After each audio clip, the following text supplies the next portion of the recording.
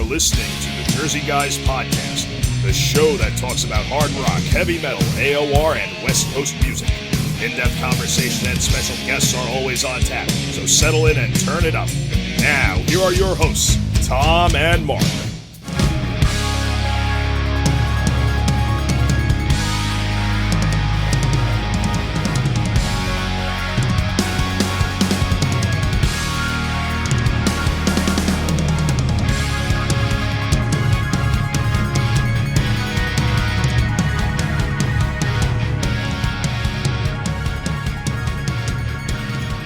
Hey everybody, welcome to the Jersey Guys Podcast. I'm Mark Ballo and I'm here with my co-host Tom Coyne. And today we've got special guest Louis St. August from Mass. Great band from, started out in the, the early 80s, right Tom? Yes.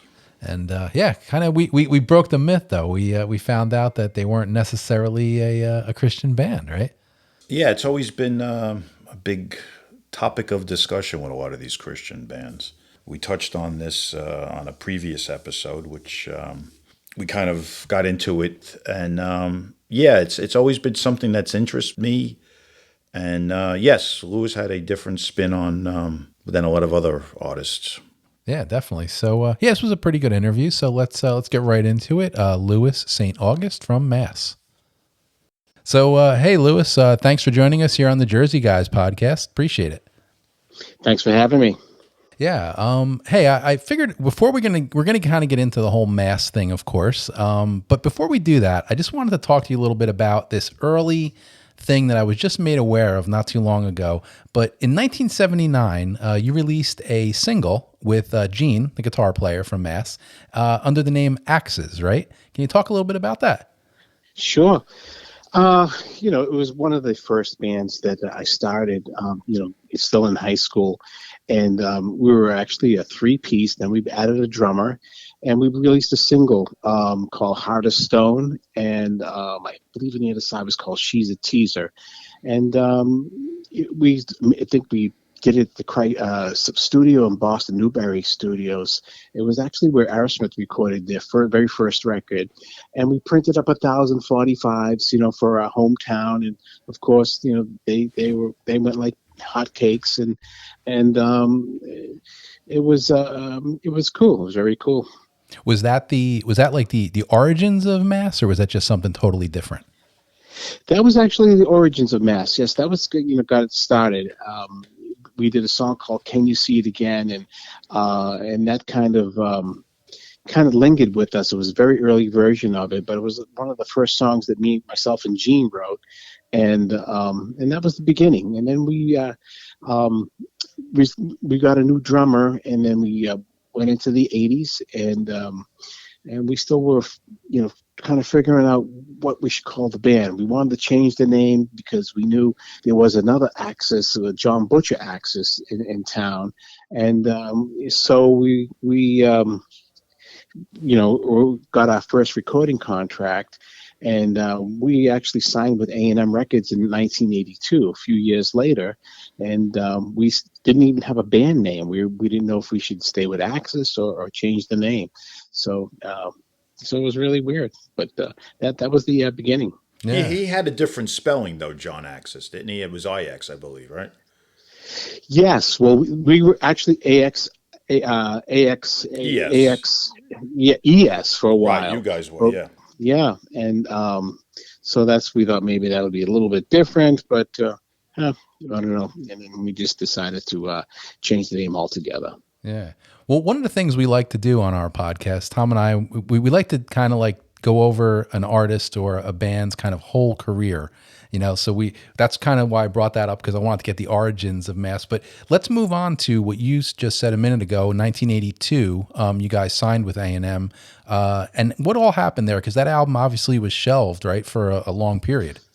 Yes, we went out to Criteria Studios and recorded a full-length album for A&M, and but what happened was they just had a falling out with our manager at the time. Our manager was kind of looking for some sort of kickbacks, and there was some turmoil with the he didn't want us to work in that studio that the recording the record label wanted us to use, and then he they brought in a producer, and they didn't see eye to eye, and so the producer was he left, and they just finally said to us, finish the album, the record, and go back to Boston and get rid of your manager because we're not going to release this record with him. Was that So producer that you mentioned, was that Tom Allen, of course, of Judas Priest no, and no, Sabbath fame? which was really funny. The first producer that we met was Tony Platt, and he didn't get along with that manager, and vice versa, and so it was Tony Platt. So he was sent. He went back to where he was, London, I think, and then they brought in Tom Allen, and Tom Allen was the guy who recorded the first album. Oh. It's really funny because it kind of came full circle because Tony Platt came back and did the New Birth album for RCA. So it was really strange, and so we had some tough beginnings. We were all excited, young guys, 4 guys, young from Boston, signing our first recording contract and going into recording at the fabulous Criteria Studios in Miami and Florida, and then for them to say they were going to put the record on hold because of management, we had to fly back to Boston, get us some legal representation, and then it took a few years to finally get off those contracts. And so in the meanwhile, we were kind of sitting there, and the album just sat there for quite a while. And finally, we got off the contracts, and that was back in, I think it was 1984. We decided to go and do an EP. And we went up to the record plant in New York City and recorded a 4-song EP. And we put that out on our own label called Mass Records. And that opened the doors again to showcasing for different labels once again. And we signed with RCA. And that brings us into New Birth. That's correct, yes. Now, what I wanted to ask you was, did you guys set out to be a Christian band, or did you somehow get lumped into the Christian scene because of your name? What was the workings of that? Sure. We never thought about being a Christian band, but we can understand people's with us with the name Mass and us eventually working with Stripers, Michael Sweet, producing one of our records, and us performing with them. And I think Enigma, we'll get into that a little bit later, but Enigma was kind of us pushing us in that kind of vein, that stream. But we always considered ourselves just a melodic hard rock band. Interesting. And I've always tried to figure that out because it was always that you guys were a Christian band, but if you look at the songs, they're not a few here and there, Holy One, we could again talk about that record when we get to it, but it was always back in the day, at least when I was buying these records, it was that you guys were a Christian band. But if you looked at the material, it wasn't like overt Christian, like, a Petra or a Bloodgood or those type of bands. And I was always curious as to whether it was you guys got kind of dragged into that late 80s striper boom of the popularity of Christian bands. Was that kind of the machination of the whole thing? Yes, that's exactly how it was. I believe in God, so some of my lyrics and my melody, right. I do talk about God and faith but we're always, looking good, watch your walk, very, very, oriented sexual, not your typical Christian lyrics. Right. So. Sure. Because we just had Jamie Kramer on from Holy Soldier. It was actually cool. our last podcast, and we went down this whole road with them too, as trying to figure out where all these bands fit in the, you had the praise bands, you had the altar call bands, you had the bands that every song had Jesus, you had the bands that had logos that were that way, but the songs didn't sound that. So we were trying to get through that whole thing. But now, that answers a lot right there. If we could talk a little bit about this record, though, because I personally loved it when it came out, and the recording process and the songs, and just go through it, give the listeners a little bit of idea how the whole album came about. Right. Now, which record are we talking about? New Birth? New Birth, yeah, I'm sorry. Yeah. Um, we recorded that up in New York in the Bearsville studio. We got to rehearse it at Todd Rundgren's home or basement and did some pre-production there. Tony Platt was the producer for that. And we've been very lucky to work with some great producers. Tom Allen was fabulous, but Tony Platt, he was more of a perfectionist, where Tom was just kind of like, hit the play button and let us go. But it was a lot of fun. I think it took us about 3 or 4 weeks to do the basic tracks, and I think the album, probably about 5 or 6 weeks, we were done with everything.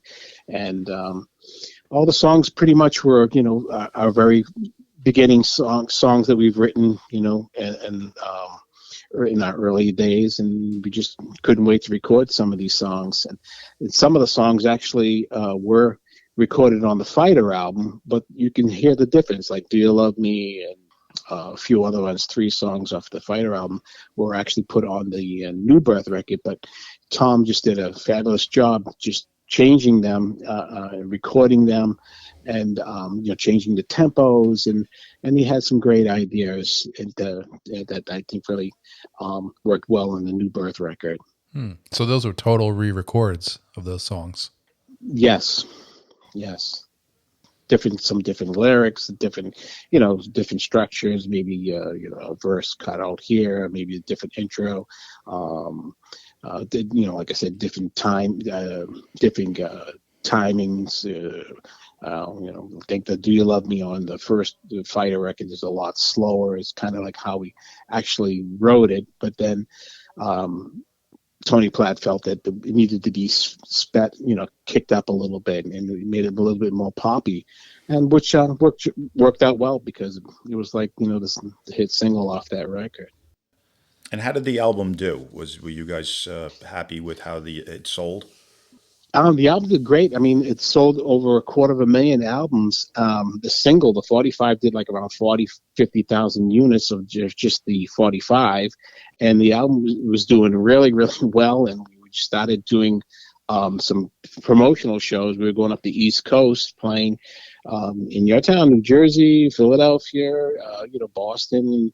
And then everything kind of came to a halt because the manager that we got rid of came back and had a lawsuit against us. So because of some of those songs that we had recorded on the A&M record. So that kind of put a little halt in us on that tour, and we had to stop. Wow. And we had to decide what to do. So we've had a lot of ups and downs. Yeah, I was going to say, at this point, it's still relatively early in your career, and you already had 2 major roadblocks. Yes. Oh, we had to go through litigation, arbitration. We had TROs. I mean, I became a lawyer, and it was like, temporary restraining orders. We couldn't perform. He'd put us. He'd come to our shows, and wouldn't be able to play live, and we had to go back into court and say he was stopping us from earning a living. So it was really crazy for a bunch of 19, 18, 20-year-old guys to do all this. And we had to file Chapter 11. We actually had to file bankruptcy to dissolve all these contracts that we signed. So how did you end up with Medusa? How did that all come about? Let's see. After New Birth,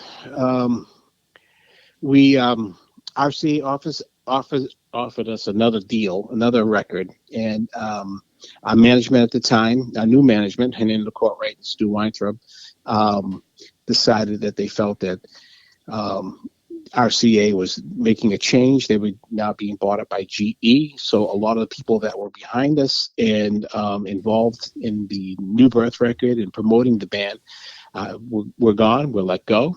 So it was kind of a new staff. So they felt that we should look for a new deal. So we kind of took their opinion, and we took a buyout. They gave us money, and we left RCA. And what happened? So then we were doing some shows. We were doing some shows in Boston, and we ended up doing a show with Stryper and Timmy Gaines and I guess Michael knew of the band. I guess they had New Birth, that they were fans, and they told us about the label that they were on, and so we just happened to have a demo tape that we had, and so Gene, I guess, approached Michael and was talking to him and gave him the copy.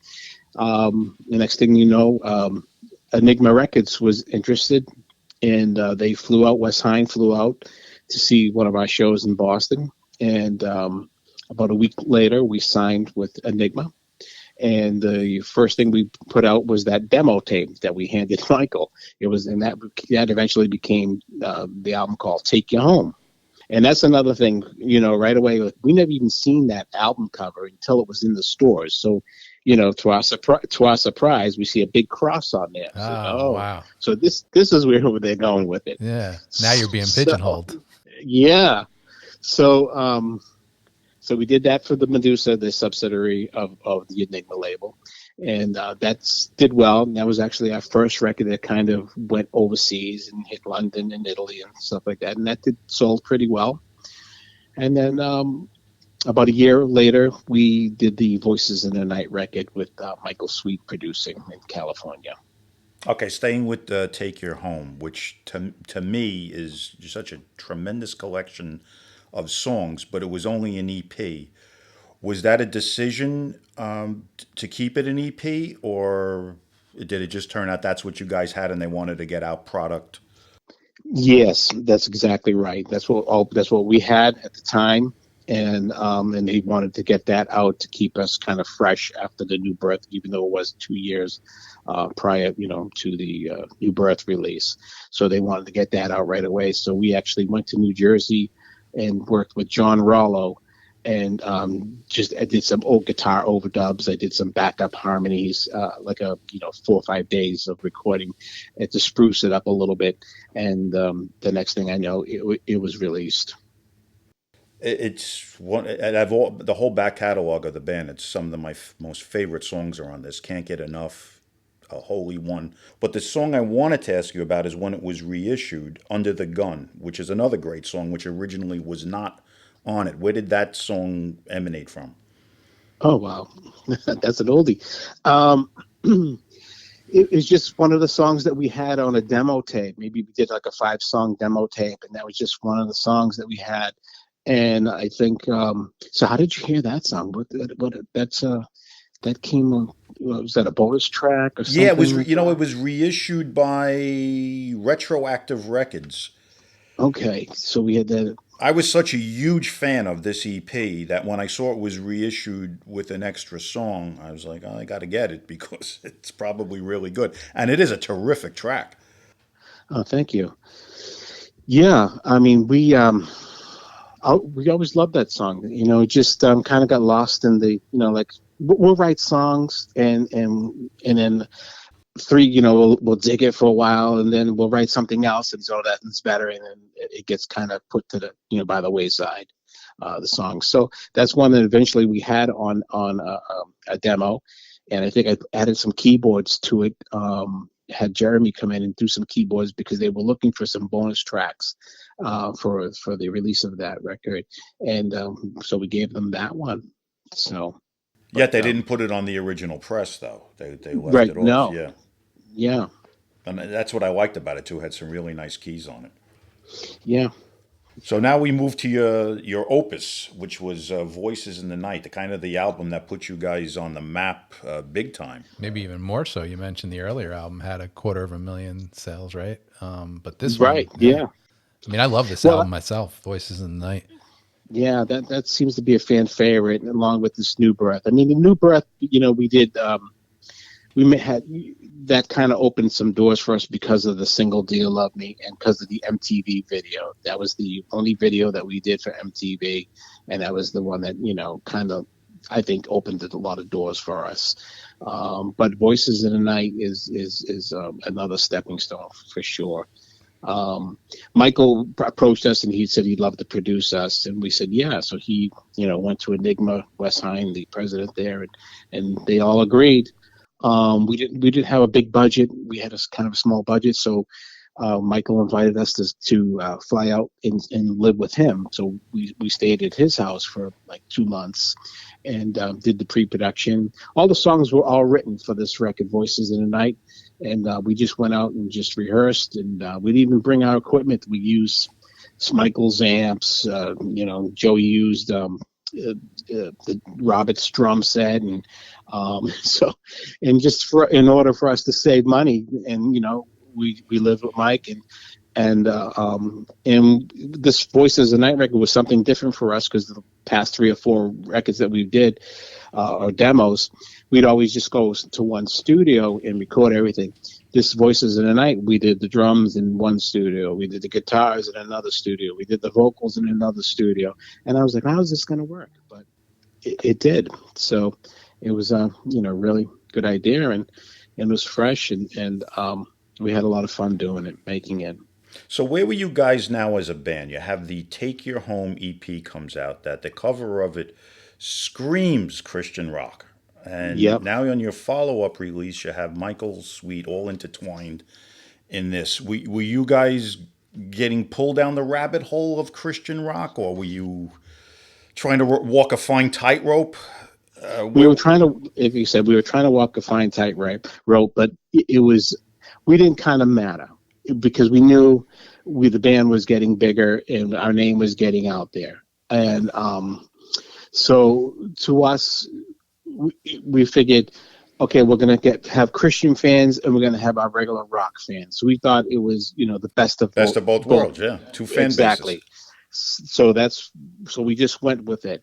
But then it started getting a little bit more and more, and people then doing interviews, and they would ask, are you a Christian band? And I'd have to say, no, we believe in God, I believe in Jesus, but we don't, portray ourselves as a Christian band.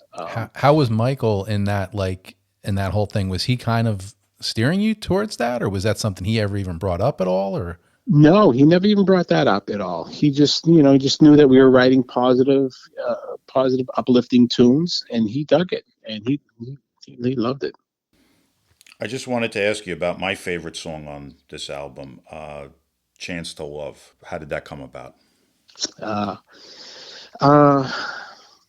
lot of the songs that lyrically are about myself or about the band, autobiographical. I was going through a divorce, new birth. It actually was my first marriage, my first baby in 1985. So I had my first child.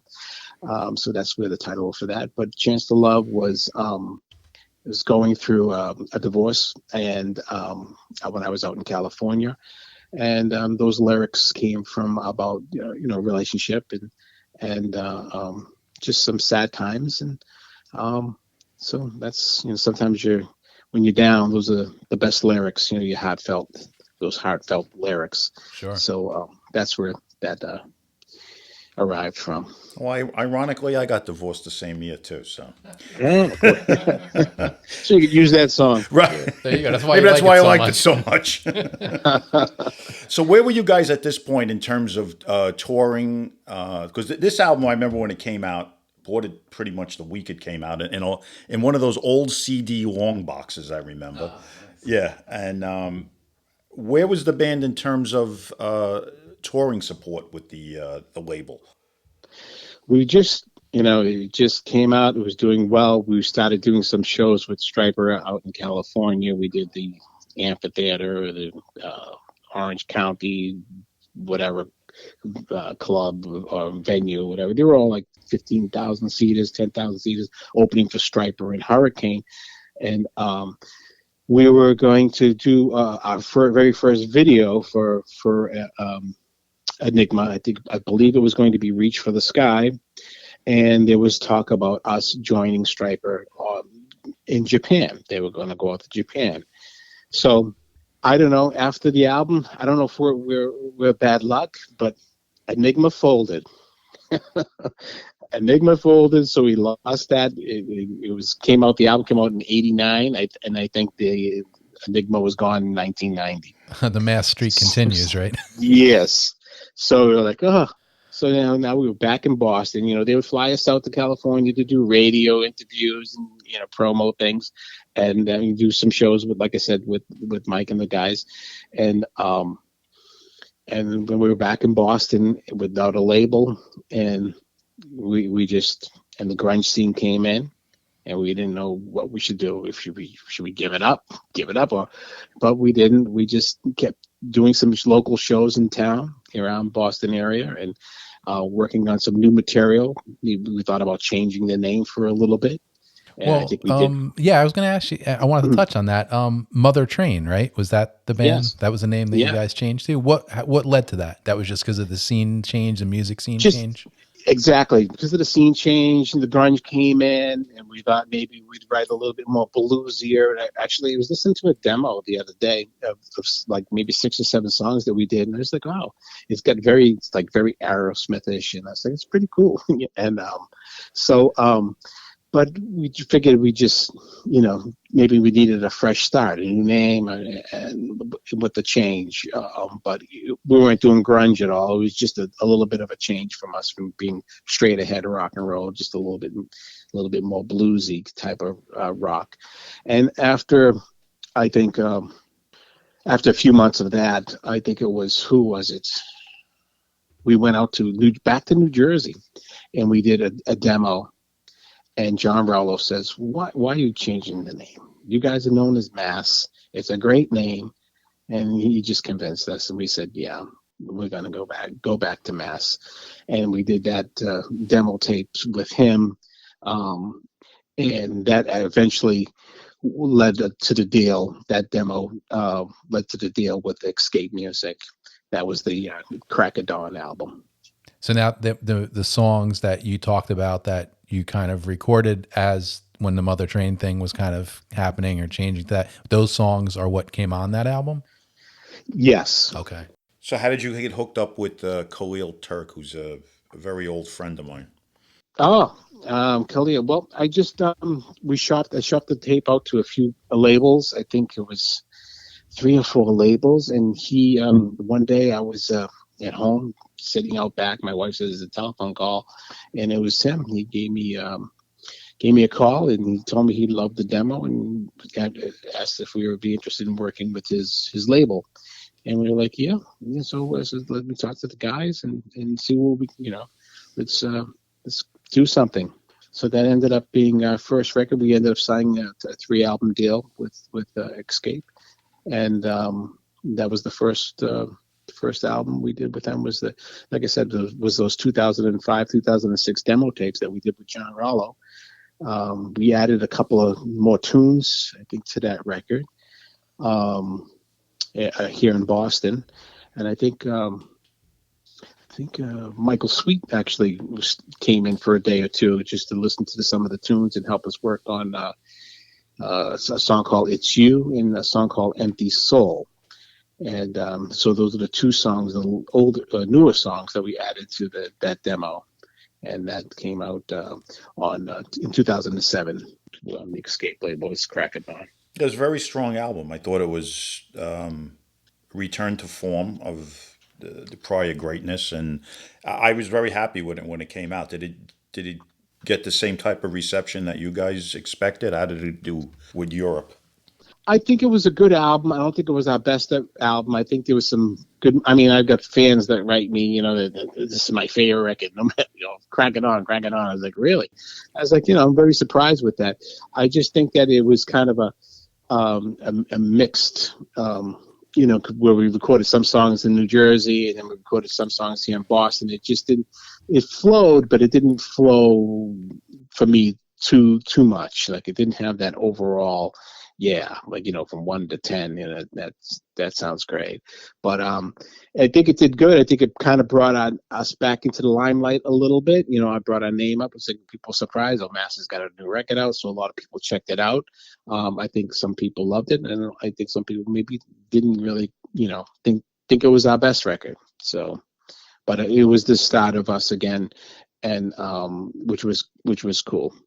And then that moved into Sea of Black, which was the second in the trilogy of Escape. Right. And then in 2010, we released that one, and we started working on new songs right after the Crack of Dawn. And then we put together 10, and that seemed to be a little bit more flowing because we did it all in one studio. I think there was 10 or 11 tracks on that record. We did it all at Mixed Emotion Studios here in Massachusetts. So that was that felt a little bit more, flowing to me. The songs were all written around the same time, and it was recording at the same studio, and we used the same, engineer, and we used, I think Martin Cronin mixed that one as well. Had some terrific songs on it. Through the Rain, All the Years Gone. Yeah, I really like this one a lot. Probably even a step up from, like you said, the predecessor. Yeah, Till We Meet Again. Another cool song that I liked. I just think I had some good feeling of The Right Side, Falling from Grace. It just seemed like it was a good rockin' record. But now we move to the third album. Now this one, for me, is a particular huge favorite. The songs on here, I thought, were some of the best songs that you guys have ever written.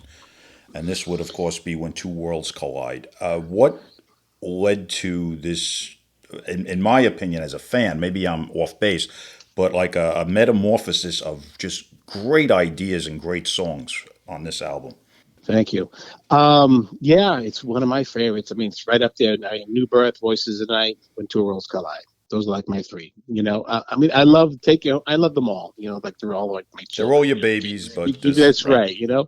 But I just think that we were just a little bit mature, a little bit better writing. I think my lyrics, I concentrated a little bit more on my lyrics and melodies. I just think that it all just came together really well. All the songs. A couple of songs are older songs that I kind of convinced the guys to put on there.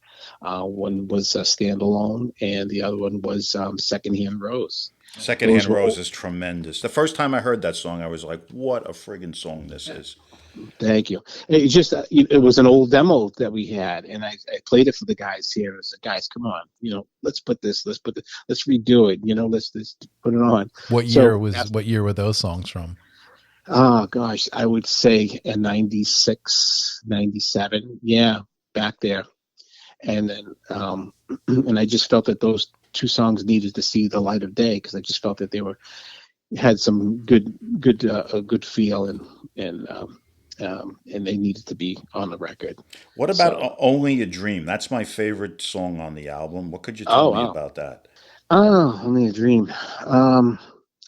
It's got such a great hook. It really has got such a great hook and a great vibe. Thanks. I don't know. I mean, it's just, like some of my melodies and the lyrics, this one was kind of like a story of, a made up story that I envisioned. And then Michael come up with a great bass riff, and it just had a nice little feel, and it just recorded. When we recorded, it just came out really well. I was surprised. It's really funny when we write the songs. They sound good, in the basement, and us when we're recording them, but you really don't hear it until it's in the studio, and then you sit back and you say, that sounds good, So, but it's just funny how Well, I'm glad you mentioned his bass riff on this, because the other day I listened to this album in preparation for the podcast. I haven't listened to it in a couple of years. And I had it on the headphones when I was running, and the bass sound that on this, he's got an unbelievable sound, and some of the riffs that he plays throughout the whole album are just absolutely killer. Yes, Michael's a great bass player, and he really stands out in this record. And I love it too. Like Revenge for the Maiden. His bass sound is just massive on this, and it really kind of like pushes pushes the band, the overall sound, almost into like another level that you previously hadn't been. Right. Yeah, he definitely did. I mean, he did a great job on that, and it also helped that the engineer, not the engineer, the guy who mixed and mastered it, Anthony. Yeah, he grasped it. He got it. He nailed it. Yeah. He's a bass player. Okay, So, there you go. you know, Yeah, so. yeah. No, he nailed it because the sound is just really, really distinctive, and I hadn't heard that before. Yet, like it was really, it had that sound when you're listening to it. The bass is just really cool riffs and parts, and the sound is just tremendous on it. It's really, like to some, I hate to say it's your best record, only because like the vintage stuff I love so much. But I find myself, I go back to, if I'm going to listen to anything in your catalog, I find for some reason I go back to this more than anything else. Oh, there's some That's great. great songs on that album. I was just listening to it earlier too on the way I drive down here to do the podcast, and I was like, "What great songs!" Mm-hmm. Oh, thank you. Thank you. Yes, I really feel it's one of our best too. I mean, it's just like you said, the vintage stuff that was us, 19, 20, 22, 23 years old, we were very raw and just, excited. This one was a little bit more mature. We're older now. I think we're better writers, better musicians, and just and kind of figured it out a little bit. I think Khalil really likes. He felt that this was our best record too, and so I was impressed with his opinion, and so it's just trying to bring it, try to bring it to the next level. So that's what we try to do each record. Well, let's kind of back up a little bit, because we talked about the Sea of Black album, which came out in 2010, and then When Two Worlds Collide was 2018. But in between that, closer to the Sea of Black release, the actual 1982 album saw the light of day, right? It came out as Fighter. How did that all come about? I was approached by what's it, retroactive, Retroactive, yeah, Matt Hunt, and there was we talked about it, and I said, why not? Let's who owns the record? I said, well, we do, pretty much. I mean, A&M abandoned it, so if you want to release it, we're all for it. So we put it together, and he decided to release it. I mean, I feel like it's very, very, very, very raw. The record, and like I said, it was very real. 19 years old recording that record, and you can tell. But people love Fighter. They love, Can You See It Again, and some of those songs on there, and they liked hearing the different version of Do You Love Me. So I thought it was something that we should, get out there and kind of show people, the very beginning. That was actually before New Birth and before the EP, and when we just our very first recording, our very first time in a professional studio. And that's, and it was very raw. Like I said, Tom Allen, he was doing Judas Priest at the time, and he was actually mixing some of their stuff on the side while he was doing our album. I remember hearing Another Thing Coming. I said, that's a great song, He was doing Screaming for Vengeance, the same time that he was doing our record. But it was very, like I said, very raw, not, just a few overdubs, some backup vocals, and just the band was just performed live in the studio in a big, room. And that's how we recorded that whole record. So whereas, some of the other records, we record one song, stop to the bass, to the drums, then add the guitars, then do the rhythm and lead, building the cake. And with the Fighter record was kind of just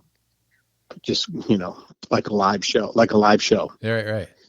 I didn't want to skip the Best Ones CD that had come out, because that had some non-LP songs that hadn't been released before.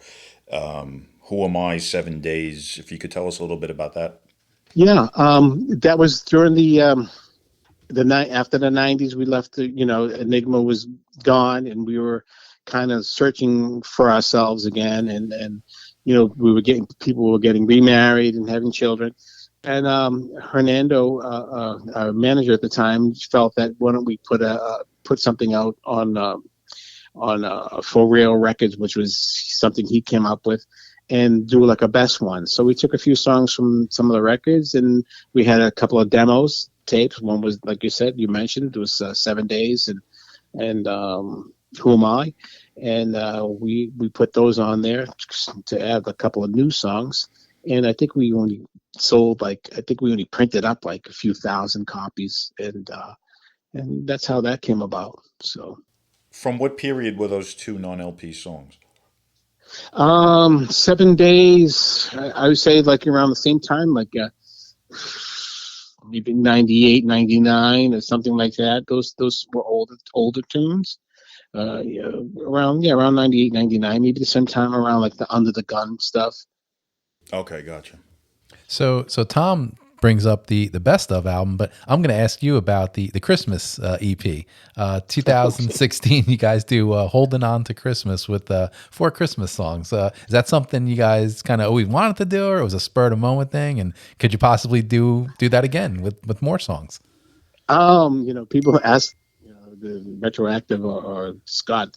Somebody was asking if we had more Christmas tunes. They wanted to do a Christmas album, but I did a single. I did like something myself with the keyboard player. It was called I forget the name of the song of the Christmas stuff.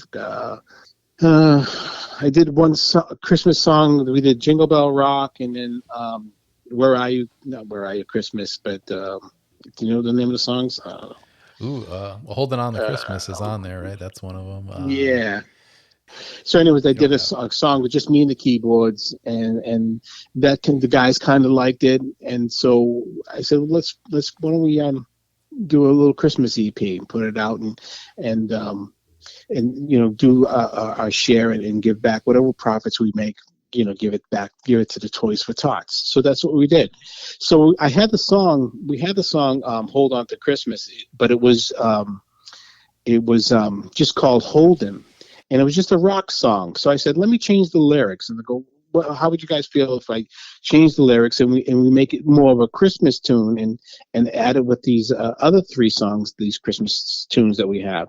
And they all agreed, and then we did a little 4-song EP, and we just and just released it through our website and sold it at our shows and stuff like that. Okay. So, and it was a lot of fun, doing that.